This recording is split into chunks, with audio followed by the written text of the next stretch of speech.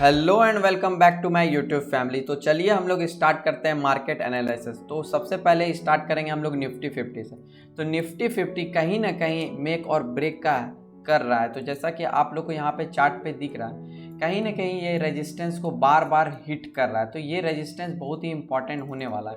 तो 16,000 एक round level भी है मार्केट के लिए ब्रेक करने के लिए। तो जैसा कि आप लोग को यहाँ पे दिख रहा है, कहीं ना कहीं ये वाला जो रेजिस्टेंस था, सपोर्ट एंड रेजिस्टेंस में जो मार्केट चल रहा था, तो कहीं ना कहीं ये ब्रेक कर दिया। तो यहाँ पे जैसा कि आप लोग को दिख रहा है, तो अब इम्पॉर्टेंट ये है कि यहाँ पे कितना देर मार्केट सस्टेन करेगा। तो मार्केट सस्टेन करने का मतलब ये है कि कहीं ना कहीं अगर मार्केट यहाँ पे कुछ दिन तक अगर टाइम स्पेंड करती है, उसके बाद फिर एक ब्रेकआउट देती है, फिर उसके बाद फिर हम लोग यहाँ से 1500 900 बाय करने के बाद 16,000 तक भी लॉन्ग हो सकते हैं। क्यों? क्योंकि यहाँ पे साफ पता चल रहा है, अगर कोई भी अगर सिनेरियो बनता है, सपोज दैट अगर सिनेरियो इस टाइप का बनता है कि मार्केट क्या करती है कि कभी ना कभी अगर ये रेजिस्टेंस को बार बार हिट कर रही है, तो ब्रेक करने के बाद फिर इसका नेक्स्ट ये सपोर्ट की तरह एक्ट करता है। तो ये सपोर्ट फिर हम लोग यहाँ पे बाय कर सकते हैं एंड फिर इवन हम लोग 16,000 तक भी आते हुए देख सकते हैं। तो निफ्टी 50 में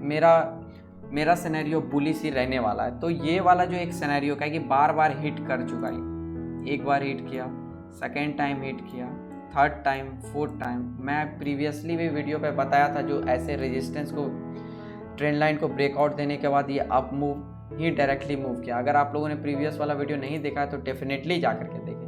एंड यहाँ पे मेरा मोमेंटम बुलिश ही रहने वाला है। तो निफ्टी बैंक पे चलते हैं। तो निफ्टी बैंक में मेरा क्या है, तो निफ्टी बैंक अभी अंडर परफॉर्म है। तो ये वाला जो ट्रेंड लाइन है, मैं आप लोग को पिछले बार भी बताया था कि ये वाला ट्रेंड लाइन बहुत ही इंपॉर्टेंट होने वाला है। तो कहीं ना कहीं ये ट्रेंड लाइन को मार्केट रिस्पेक्ट कर रही है एंड अप मूव भी सिनेरियो दिखा रही है। तो अब हम लोग का नेक्स्ट मूव क्या है, तो अब हम लोग को नेक्स्ट मूव ये देखना है। तो ये अब जो इम्पॉर्टेंट लेवल ये एक रेजिस्टेंस लेवल पे, तो ये एक्ट कर रहा है रेजिस्टेंस की तरह। तो मार्केट क्या दिखाते हैं, मार्केट अगर अब कभी भी अप मूव में जाती है तो मार्केट कभी भी हायर हाई हायर लो, ये इसका हायर हाई है, फिर हायर लो, फिर हायर हाई, फिर हायर लो। तो अब मार्केट का क्या सिनेरियो, मार्केट में अभी भी हम बुलिश मोमेंटम पे। मार्केट कब डाउन ट्रेंड में जाएगी, जब इस लो का ये लो ब्रेक होगा, क्योंकि प्रीवियस जो इसका लो है ये है। और हम लोग को मोमेंटम कब कैच करना है, अगर कोई सा भी डिप मिलता है, यहाँ पे अगर डिप मिलता है, फिर हम लोग को एक ट्रेंड लाइन ड्रॉ करना, फिर इस ट्रेंड लाइन का अगर ब्रेकआउट होता है तो फिर हम लोग अपसाइड मोमेंटम भी जाते हुए देख सकते हैं 36,000 तक भी। तो ये है मेरा सिनेरियो। एंड इवन इसमें क्या होगा कि ये जो रेजिस्टेंस है, यहाँ पे एक चीज़ आप लोग नोटिस कर रहे हैं, प्रीवियसली जो इसका हाई है, यहाँ पे हाई, फिर अगेन यहाँ पे हाई, तो ये हाई क्या कर रहा है, टेकन आउट कर रहा है। तो हम लोग को यही मेन इंपॉर्टेंट होने वाला है। तो क्या पता नेक्स्ट टाइम भी, आने वाले टाइम में इसका भी हाई एक ब्रेकआउट करके अप मूड भी दे सकता है। तो हम लोग को डाउन साइड तभी जाना है, डाउन साइड तब जाना है जब इसका ब्रेकआउट होगा, फिर रीटेस्ट करने के बाद फिर हम लोग डाउन साइड जाते हुए देख सकते हैं। एंड हम लोग चलते हैं अब विप्रो पे। तो विप्रो में भी एक बहुत ही अच्छा चार्ट पैटर्न बन रहा है, तो आप लोग को मैं बताऊंगा। तो विप्रो में यहाँ पे एक ऐसा चार्ट पैटर्न बन रहा है, तो मैं आप लोग को प्रीवियसली भी बोला था, कहीं ना कहीं मार्केट जो है यहाँ पे एक सस्टेन कर रही है। तो विप्रो का चार्ट यहाँ पे देखिए, तो ये क्या एक रेजिस्टेंस था, प्रीवियसली इसका रेजिस्टेंस था, अब एक्ट कर रही है सपोर्ट की तरह। तो यहाँ पे जो एक्ट किया सपोर्ट की तरह, अब हम लोग को बाइंग का अपॉर्चुनिटी कब देखना है, क्योंकि ये जो मोमेंटम है ये एक फ्लो में गया, तो फ्लो वाले मोमेंटम को हम लोग को कैच नहीं करना। तो मोमेंटम यहाँ पे देखिए, ये ब्रेकआउट तो किया, ब्रेकआउट देने के बाद एक मोमेंटम फ्लो में गया। तो अब हम लोग को वेट करना, अगर कोई सा भी अगर डिप आता है, डिप आने के बाद फिर हम लोग को कहीं ना कहीं बाय करना है, कि इतना नीचे तो आएगा नहीं, तो फिर कुछ बात ही नहीं रहेगा। तो यहाँ पे हम लोग को बाइंग का 540 पे देखना है, फिर 500 का स्टॉप लॉस लगाना है, फिर हम लोग को लॉन्ग व्यू जाना है। तो ये सब जो मैं जितना भी स्टॉक बता रहा हूँ, तो मैं आप लोग को लॉन्ग टर्म के लिए, स्विंग ट्रेड के लिए बता रहा। तो फिर हम लोग आने वाले टाइम में इसका भी लो, इसका जो हाई है, इसका भी टेकन आउट आने वाले टाइम में देख सकते हैं, क्योंकि कहीं ना कहीं मार्केट यहाँ पे रिस्पेक्ट कर रही है, ये रेजिस्टेंस अब सपोर्ट की तरह एक्ट कर रहा है। तो फिर हम लोग इसके डिप पे भी बाय कर सकते हैं। तो एंड एक और चार्ट पैटर्न बन रहा है रेमंड में।